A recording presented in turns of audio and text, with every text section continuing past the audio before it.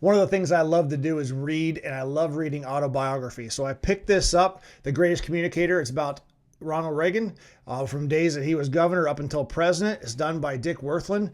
Dick was basically his pollster, friend, confidant, speechwriter, all around good guy in the Oval Office. And Ronald Reagan leaned on him a lot.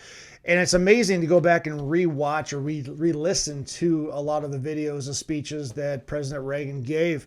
And you just get that in the communication style that he had. And for all of Trump's great things, I wish he could communicate just a little bit better somewhere along the line of the great President Reagan. But anyway, that doesn't always translate to around the world to other leaders in other countries. Some prefer action over words. So, take Venezuela, Nicaragua, what's going on there. But one thing I did want to bring up, which is very important that I thought reading through this, it talks about the Iran-Contra back in 1986, and it failed to generate the popular support for the $100 million in the package that went to the Contras.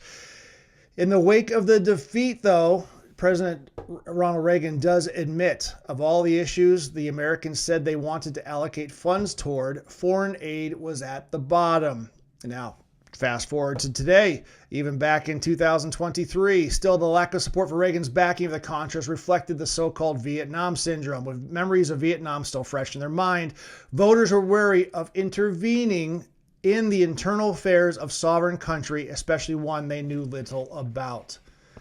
Tell me where Ukraine's on the map. We've been there for how many years now, supplying how many billions on trillions of dollars to them? And that's where we're at. So anyway, I get the whole democracy push, Israel and Hamas. I understand that, but there is a point where we kind of shouldn't be the police for the entire world.